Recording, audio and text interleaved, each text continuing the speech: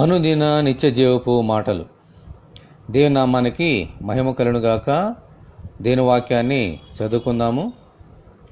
నా నీతికి ఆధారమగు దేవా, నేను మొర్రపెట్టినప్పుడు నాకుత్తరమేమో. ఇరుకులో నాకు విశాలత కలుగజేసిన వాడవు నీవే. నన్ను కరుణించి నా ప్రార్థన అంగీకరించము.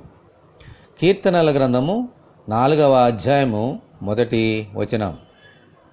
ఈ లోకములో నీతిమంతుడు ఒక్కడునూ లేడు.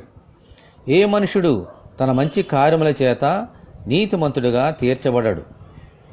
దేవుడు ఈ లోకములోనికి పంపించిన ఆయన కుమారుడైన యేసుక్రీస్తునందు విశ్వాసముంచిన వారు మాత్రమే నీతిమంతులుగా దేవుని చేత ఉచితముగా తీర్చబడుచున్నారు. అందుచేత మనుషుల నీతికి ఆధారం మన దేవుడే, మన ప్రభువే. ఆమేన్, హల్లెలూయా. దేవుని చేత నీతిమంతులుగా తీర్చబడిన వారు ఎటువంటి ఇరుకులలో, ఇబ్బందులలో ఉన్నా వారు దేవునికి మొరపెట్టినప్పుడు వారి మొర ఆలకించి ఆ ఇరుకులో నుండి తప్పించి విశాలమైన స్థలములోనికి నడిపిస్తారు. దేవునికి స్తోత్రము, హల్లెలూయా.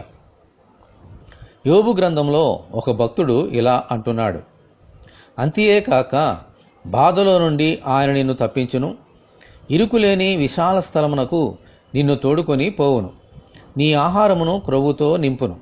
అందుచేత మనం ఎటువంటి ఇరుకులలో ఉన్నా నిరుత్సాహపడక దేవునికి మొరపెట్టి దేవునికి ఇష్టమైన మార్గంలో ప్రయాణము చేద్దాము.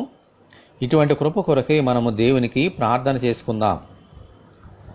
ప్రభువా, మమ్ములను ఉచితముగా నీతిమంతులుగా తీర్చినందుకు మీకు వందనములు.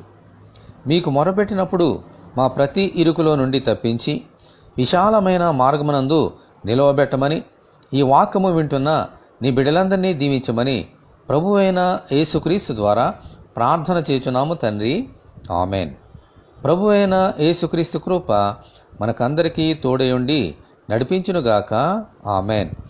పరిశుద్ధ దేవుని మందిరం.